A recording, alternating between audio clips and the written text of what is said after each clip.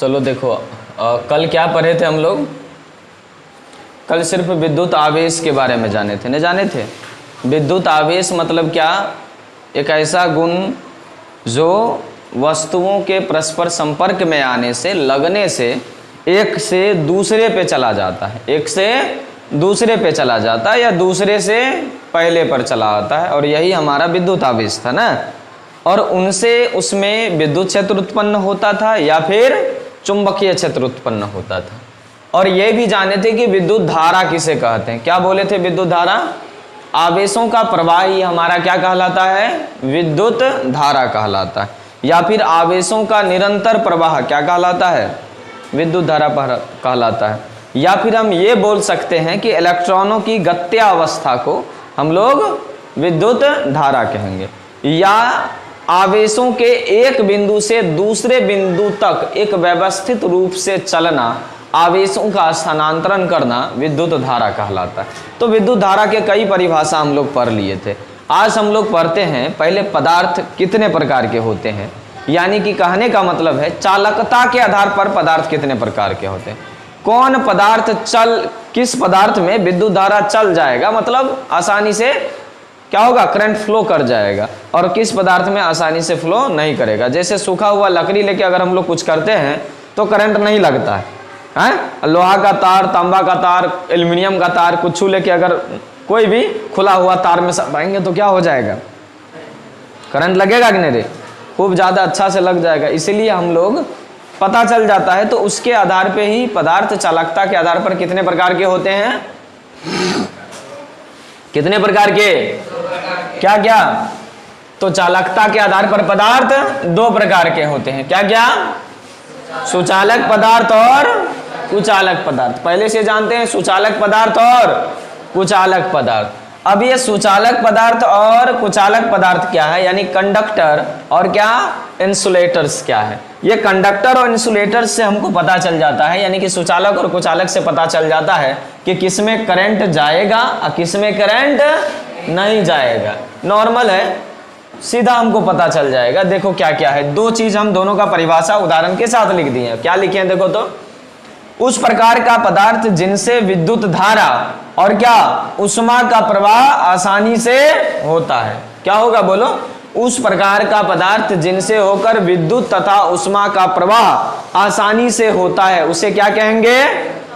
क्या कहेंगे? सुचालक पदार्थ। क्या कहेंगे? सुचालक पदार्थ। जैसे क्या सब?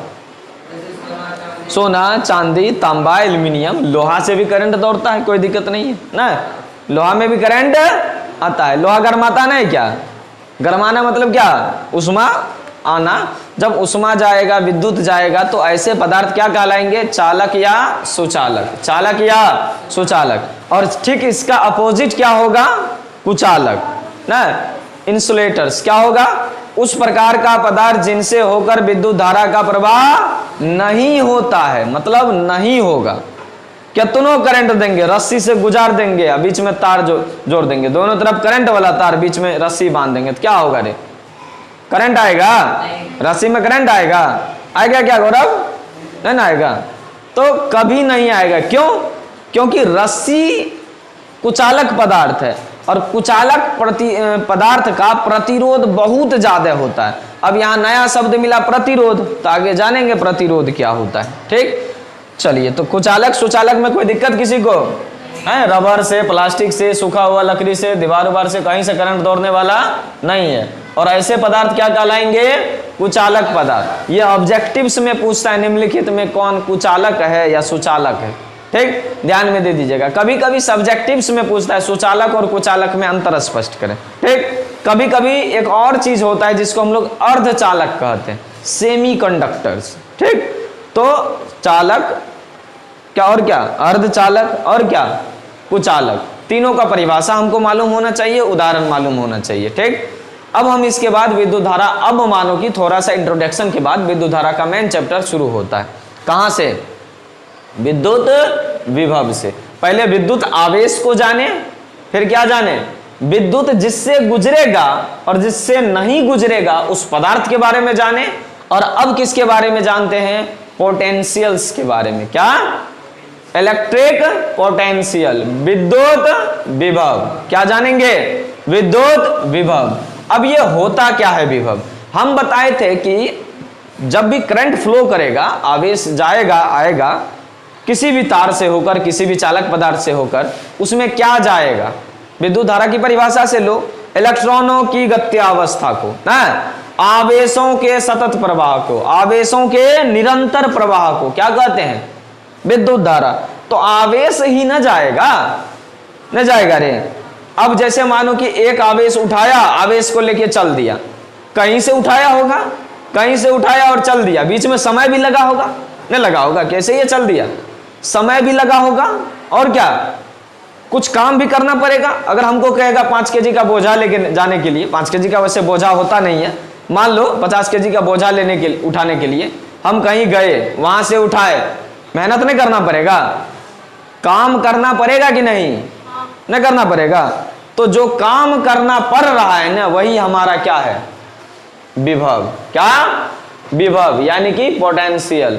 नहीं कहते हैं तुम्हारे अंदर कितना पोटेंशियल है, तो जो काम जहां से हम शुरू किए हैं और जहां तक लाए, अपने पोटेंशियल के बदौलत, विभव के बदौलत, ठीक, कितना काम किए वही हमारा उस बिंदु पर जाके जहां पहुंचे वो हमारा क्या है? विद्युत विभव है। मान लो 50 केजी का बोझा हम ज्यादा से ज्यादा कहां लेके जाएंगे? 1 किलोमीटर, 2 किलोमीटर, 5 किलोमीटर लंदन लेके चल जाएंगे कि जाएगा रे? नहीं जाएगा।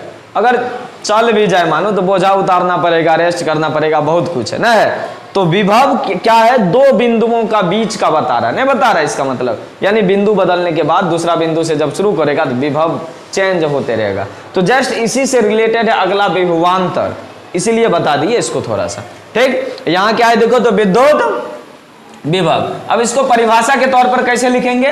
क्योंकि हम आवेश एक जगह से दूसरे जगह लेके जा रहे हैं, तो क्या लिखेंगे?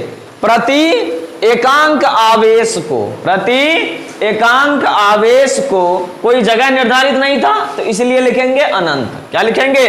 अनंत। तो प्रति एकांक आवेश को अनंत से किसी बिंदु तक, अनंत से किसी बिंदु तक, मान लेते हैं वो बिंदु नहीं बताया अभी, बोझा उठा के पहुंचे कहीं, घर पहुंचे, बथान पहुंचे, खलिहान पहुंचे, जहां पहुंचना, तो एकांक परीक्षण आवेश को अनंत से किसी बिंदु तक लाने में किया गया कार्य, विभव हमारा कार्य कहलाता है उस बिंदु पर जाकर।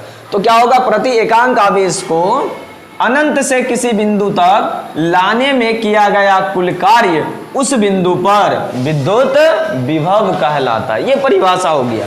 हमको ये नहीं बोझा वाला नहीं लिखना है एग्जाम में, हमको लिखना क्या एग्जाम में? जो दिया गया है। क्या बोलो? 1-2 बार याद हो जाएगा, बोलो। प्रति एकांक आवेश को अनंत से किसी बिंदु तक लाने में किया गया कार्य उस बिंदु पर विद्युत विभव कहलाता है। फिर से 1-2 बार बोलो।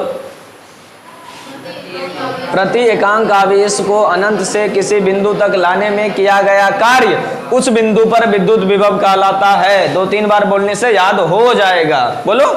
प्रति एकांक आवेश को अनंत से किसी बिंदु तक लाने में किया गया कार्य उस बिंदु पर विद्युत विभव कहलाता है। खत्म। मान लेते हैं आवेश है स्मॉल q, माने हैं देखो नीचे, यदि इकाई आवेश क्या है? q है, और q को अनंत से किसी बिंदु कहां तक? p तक लाया गया है, और लाने में जो किया गया कार्य क्या है? w, वर्क w है। तो w बराबर q इंटू v, आवेश गुना v क्या है? v क्या है? विभव। क्या है? विभव को किससे सूचित करेंगे हम? v से। किससे? तो किया गया कार्य बराबर q इंटू v, तो v बराबर क्या हो जाएगा रे? w by q। यहीं से तो देखो प्रति एकांक आवेश को आया, एकांक आवेश नीचे, अनंत से किसी बिंदु तक लाने में किया गया कार्य क्या? w। क्या? w। उस बिंदु पर क्या कहलाएगा? विभव कहलाएगा। हमको सूत्र याद रहेगा तो परिभाषा अपने याद रहेगा। बोलो यहां से सूत्र v बराबर w बाय q, v बराबर w बाय q। यहां से देखो प्रति एकांक आवेश को q है, अनंत से किसी बिंदु तक लाने में किया गया कार्य। खत्म परिभाषा। अब हम नीचे कुछ और लिखे हैं। क्या? अब यहां देखो विद्युत विभव का एसआई मात्रक, हम जानते हैं वर्क कार्य का एसआई मात्रक क्या होता है? जूल। और आवेश का SI मात्रक कर ले जाने कुलम्ब, तो ये हो गया जूल बटे कुलम्ब या जूल प्रति कुलम्ब। तो वोल्ट जो है, अच्छा इस विभव जो है एक वैज्ञानिक था जिसका नाम था अलेसांद्रो वोल्टा, जिन्होंने सेल की खोज की थी। सेल यानी बैटरी बनाए तो वोल्ट या सेल सब सुना होगा, 7वें 8वां में पढ़ा होगा, या आगे भी पढ़ेगा, इस चैप्टर में भी पढ़ेगा सेल के बारे में, ठीक। तो जो सेल बनाया उसके सम्मान में विभव के मात्रक को रख दिया वोल्ट। क्या रख दिया?